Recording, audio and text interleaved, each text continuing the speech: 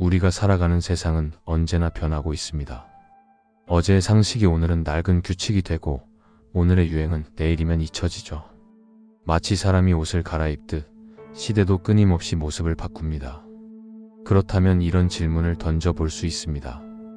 역사란 결국 정신이 갈아입는 옷 아닐까? 철학자 헤겔은 역사를 단순한 사건의 나열이 아니라 정신의 자기 전개 과정이라고 보았습니다. 인간의 자유가 점점 더 드러나는 과정, 그리고 그 속에서 정신이 자신을 표현하는 방식이 바로 역사라는 것이죠.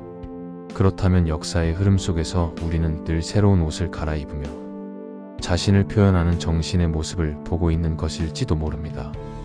예를 들어 절대 왕정의 시대가 끝나고 민주주의가 자리 잡은 건 단순한 정치체제의 변화가 아니라 인간 정신이 나는 자유롭다라는 메시지를 새로운 옷으로 표현한 순간이었습니다. 마치 시대가 하나의 패션쇼 무대처럼 정신은 늘 새로운 의상을 통해 자신을 드러냅니다. 그렇다면 지금 우리가 살아가는 이 시대의 옷은 무엇일까요? 디지털 문명, 인공지능, 세계화, 그리고 개인의 자유를 강조하는 문화. 이 모든 것들은 결국 인간 정신이 스스로를 표현하는 옷의 한 형태일 수 있습니다.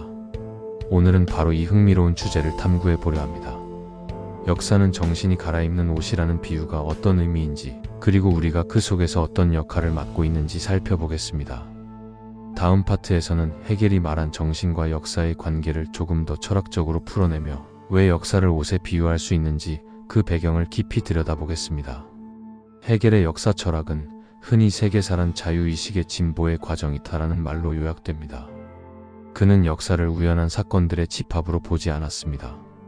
오히려 역사는 보이지 않는 큰 힘, 즉 정신이 자신을 실현해 가는 과정이라고 이해했습니다. 여기서 정신이란 단순히 개인의 마음이 아닙니다.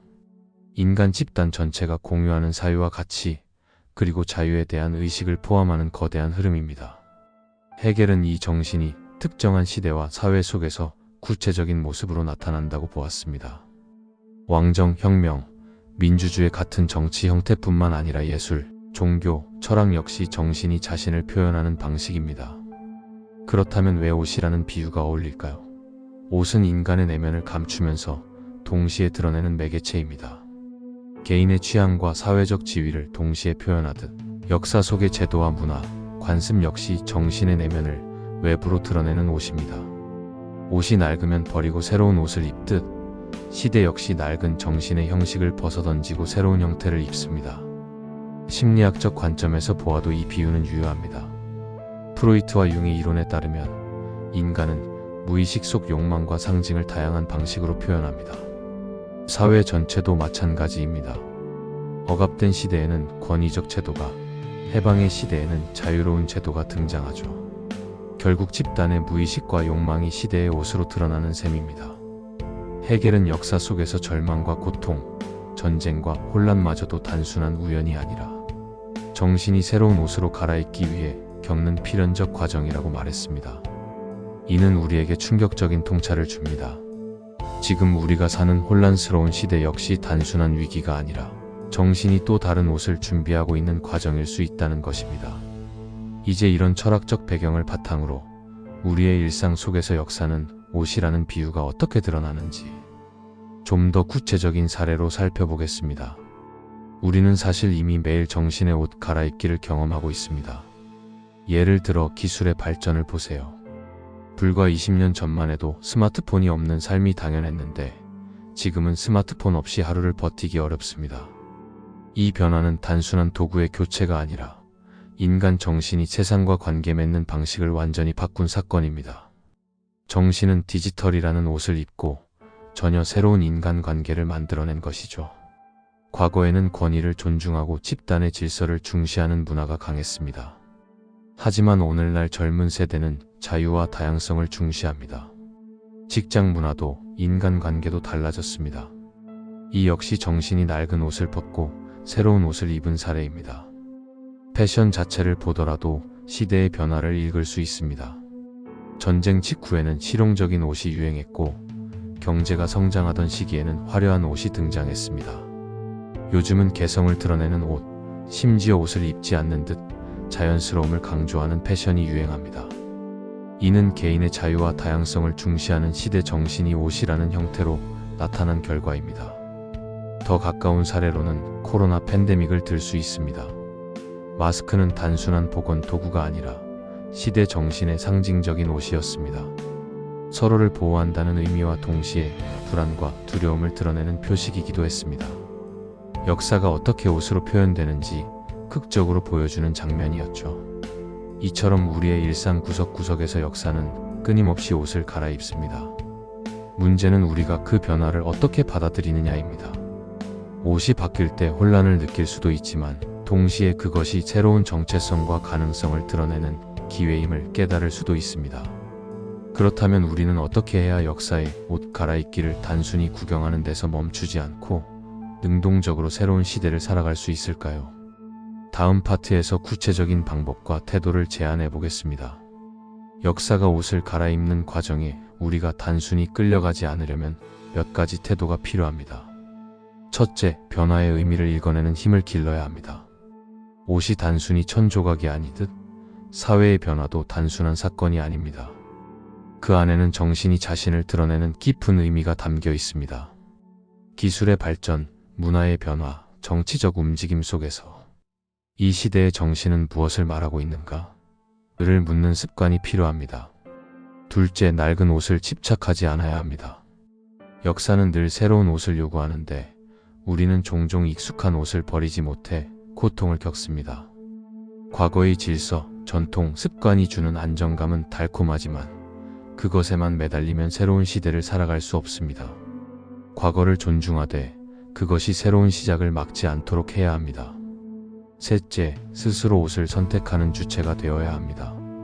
역사가 갈아입는 옷은 단순히 큰 흐름에만 맡겨지지 않습니다. 개인 하나하나의 선택이 모여 시대의 스타일을 결정합니다. 내가 어떤 가치를 선택하고 어떤 행동을 하느냐가 결국 시대 정신의 옷감이 되는 것이죠. 넷째, 새로운 옷을 즐길 줄 아는 태도를 가져야 합니다. 변화는 언제나 불안과 두려움을 동반합니다.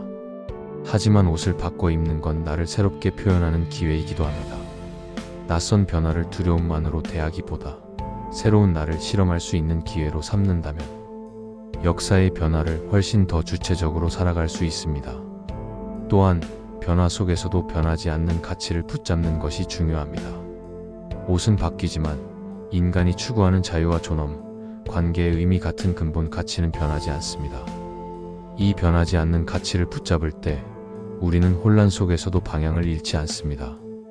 그렇다면 결국 역사의 옷 갈아입기는 우리 삶 속에서 어떤 의미를 남길까요? 마지막 파트에서는 이 질문에 대해 진심 어린 결론을 전하며 이야기를 마무리해 보겠습니다. 헤겔은 역사를 정신이 자신을 실현하는 과정이라고 말했습니다. 그리고 우리는 그 과정 속에서 끊임없이 옷을 갈아입는 정신을 목격합니다. 어떤 옷은 화려했고 어떤 옷은 무겁고 불편했으며 어떤 옷은 우리를 자유롭게 했습니다.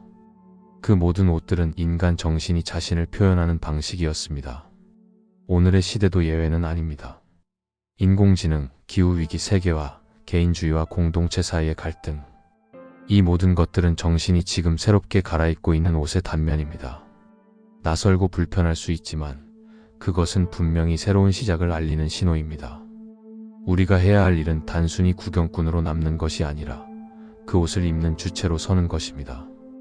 역사의 무대에서 우리는 단순한 관객이 아니라 배우입니다. 내가 어떤 옷을 선택하고 어떤 모습으로 살아가느냐가 곧 이 시대 정신의 옷을 결정짓습니다. 결국 중요한 건 끝없는 변화 속에서도 우리가 어떤 태도로 서 있느냐입니다. 과거의 옷을 붙잡고 낡은 시대로 돌아가려 할 것인가, 아니면 새로운 옷을 입고 앞으로 나아갈 것인가. 이 선택은 언제나 우리에게 달려 있습니다. 역사를 옷에 비유했을 때 우리는 쉽게 거대한 시대의 흐름만 떠올립니다. 왕정에서 민주주의로, 아날로그에서 디지털로, 산업사회에서 정보사회로 넘어가는 큰 전환들 말입니다. 하지만 사실 역사가 옷을 갈아입는 순간은 거대한 사건 속에서만 일어나는 것이 아닙니다. 우리의 작은 일상 속에서도 끊임없이 일어나고 있습니다. 우리가 새로운 직업을 선택할 때, 혹은 더 이상 맞지 않는 관계에서 벗어날 때, 그것은 개인의 역사 속에서 옷을 갈아입는 순간입니다. 학생이라는 옷을 벗고 사회인이라는 옷을 입는 일, 자녀라는 옷에서 부모라는 옷으로 바뀌는 경험, 심지어는 실패를 통해 한결 단단해진 새로운 자신을 입는 일까지. 역사의 옷 갈아입기는 거대 담론이 아니라 우리의 일상 속에서도 늘 작동하고 있습니다. 헤겔이 말한 정신의 자기 전개는 바로 이런 점에서 우리 모두의 삶과 닿아 있습니다. 역사는 추상적인 개념이 아니라 내가 어떤 선택을 하고 어떤 가치로 살아가느냐에 따라 계속 바뀌는 살아있는 과정입니다. 결국 우리는 모두 작은 시대의 조각이자 역사가 입는 옷의 한 부분인 셈입니다. 그렇다면 미래는 어떨까요? 앞으로 역사가 어떤 옷을 입을지는 아무도 정확히 알 수 없습니다. 그러나 분명한 건 그 옷의 재료는 지금 우리가 만들어가고 있다는 사실입니다. 기후위기에 어떻게 대응할지, 기술을 어떻게 활용할지, 다양성과 공존을 어떻게 실현할지, 이런 우리의 선택이 모여 역사가 입을 다음 옷의 색깔과 형태를 결정합니다. 헤겔은 역사를 자유의 진보로 이해했습니다. 그렇다면 역사가 입는 다음 옷은 아마도 더 많은 자유, 더 깊은 존엄을 향해 나아가야 할 것입니다. 하지만 동시에 우리는 경계해야 합니다. 옷이 화려해 보이지만 속을 감추는 경우도 있고, 편리해 보이지만 몸을 억압하는 경우도 있기 때문입니다. 디지털 혁명이 인간을 더 자유롭게 만들 수도 있지만 반대로 감시와 통제의 옷이 될 수도 있는 것이죠. 역사는 끊임없이 옷을 갈아입으며 흘러갑니다.